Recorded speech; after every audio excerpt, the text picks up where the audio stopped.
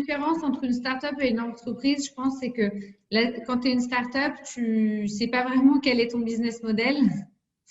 Donc, en gros, tu essaies des choses et ça, c'est vachement plus facile parce que, en fait, c'est beaucoup plus facile pour une start-up d'évoluer que pour une grosse entreprise de changer. Parce que, en fait, une start-up, elle n'a rien à perdre. Une entreprise, elle a beaucoup de choses à perdre. Mais oui, globalement, enfin, oui, on a gagné des prix, mais c'est surtout que je pense qu'on a eu la chance, pour le coup, de déployer la solution, notamment dans les centres de compagnie de Salzbourg, et du coup, de montrer par rapport aux solutions qui avaient existé sur le marché que bah, celle-ci, elle fonctionnait. Et en fait, ceux qui l'ont dit, c'est pas vraiment nous, c'est les enseignes. Donc, en fait, nos clients sont devenus vraiment les meilleurs ambassadeurs de l'entreprise. Et ça, c'est ce qui c'est ce qui, je pense, est le plus important quand on veut monter une entreprise, c'est d'avoir cet aval des clients finaux parce que c'est les clients qui ramèneront d'autres clients. Alors, moi, je regarde nos nombreuses questions, mais je suis un peu surprise parce que j'ai un ami, William Fromm, qui est un grand visionnaire. C'est lui qui avait amené justement toute la digitalisation pour le time sharing. Donc, c'est un grand spécialiste de time sharing. Et donc, sa question, donc il m'avait dit, Yanishka, je ferai ça avec Charlotte, avec plaisir, l'interview, mais il a écrit la transition. Bonjour Charlotte, la transition numérique additionnée à la technologie de blockchain et de l'intelligence artificielle peut aider les femmes dans l'immobilier et de se différencier des hommes. Ce n'est peut-être pas dans l'agenda de cette masterclass, mais je serais ravie de vous rencontrer avec Yanishka pour mieux identifier cette opportunité. Donc, quelle a été pensée sur ça et justement sur l'intelligence artificielle? On va développer ça aussi parce que Wire a signé la charte avec Arborus sur l'intelligence artificielle parce qu'aujourd'hui, on est tous concernés que l'intelligence artificielle reste égale pour l'homme et la femme aussi, justement. Alors, je pense que l'intelligence artificielle, tout le monde en parle, mais personne ne sait vraiment ce que c'est et qu'il faut être vraiment dans la tech ou s'intéresser à ce sujet pour comprendre vraiment ce que c'est.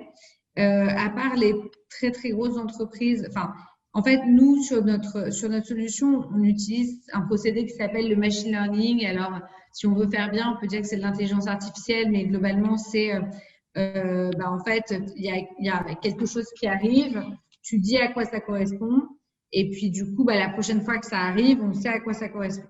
Et notamment l'intelligence artificielle de Alexia, par exemple, le robot de Google, où tout le monde était choqué que Alexia écoute chez soi, parce que en fait, c'est le robot et quand tu dis Alexia allume la lumière, elle t'allume la lumière. Mais enfin, c'est évident que Alexia allait écouter chez soi parce que pour deux raisons. La première, c'est que d'abord, elle pourrait pas savoir que tu t'adresses à elle si elle t'écoutait pas. Donc ça, c'est le premier point. Et le deuxième point, c'est que comme pour des enfants, tu peux pas dire allumer la lumière et d'un coup, la lumière s'allume. C'est-à-dire que Facebook, Google, Amazon, etc., pour avoir des algorithmes qui fonctionnent plus ou moins, parce que ça ne fonctionne pas à 100% du temps, sont obligés de lire nos conversations. Donc, c'est ce qu'ils font, les SMS, ils lisent les mails, ils écoutent nos discussions quand on est chez nous et qu'on est équipé avec ce type de solution pour pouvoir apprendre, enfin nourrir en fait leur algorithme et avoir des réponses pertinentes. Parce qu'en France, on est quand même très fort pour avoir envie que personne ne nous écoute, mais quand même que Alexia allume la lumière. C'est le premier point. Le deuxième point, c'est que du coup, l'intelligence artificielle, comme c'est le truc hyper trendy du moment, tout le monde en parle, mais très peu de gens en font. Et tu as un peu l'impression, enfin, j'avais lu cette phrase qui m'avait fait bien rigoler, qui disait, en gros, l'intelligence artificielle, c'est l'équivalent de quand tu demandes à un puceau est-ce qu'il a couché avec une fille et que le type, il dit bien sûr, j'ai couché avec la fille, ça fait 3 ans, etc. Mais il n'a jamais même juste touché une nana. Donc c'est un peu la même chose, c'est-à-dire que il y a beaucoup de gens qui te disent, bien sûr, je fais de l'intelligence artificielle, mais qui n'en font pas du tout. Et d'ailleurs, il y a plein de choses qui sortent sur des entreprises où, soi-disant, elles étaient basées sur de l'intelligence artificielle et où on se rend compte que, en fait, c'est des gens derrière qui répondaient aux questions ou qui traitaient les demandes. Donc ça, je pense qu'il faut faire très attention. Après, effectivement, c'est des choses qu'il faut développer. Je pense que nous, on ne le développe pas assez en France, aussi parce qu'on a des réglementations qui ne sont pas les mêmes. Un Américain, il a le droit de t'écouter, mais un Français, il n'a pas le droit de t'écouter, et enfin un Européen, il n'a pas le droit de t'écouter et de réutiliser la donnée pour améliorer son algorithme.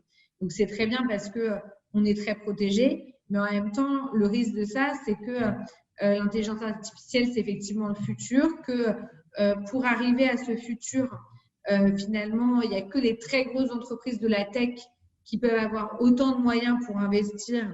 Et donc, du coup, pour arriver à avoir quelque chose d'assez nourri et d'assez bon et qui va vraiment changer notre quotidien.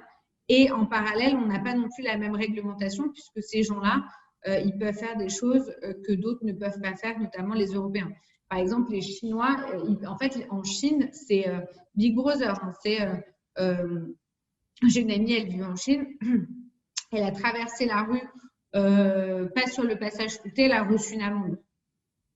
Donc, ça veut dire que, en fait, toutes les vidéosurveillances savent exactement qui t'es, connaissent tes numéros de téléphone, etc. et t'envoient ton amende. Enfin, c'est quand même assez poussé,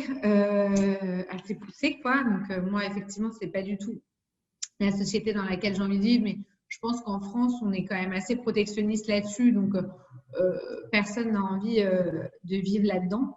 Mais il faut faire attention quand même, je pense qu'il faut faire attention.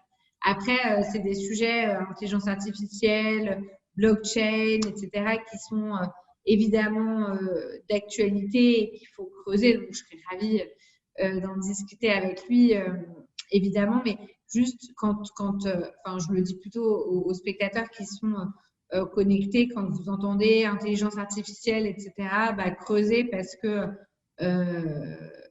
qu'en fait, souvent en creusant, on se rend compte que c'est juste de l'intelligence humaine déguisée, quoi.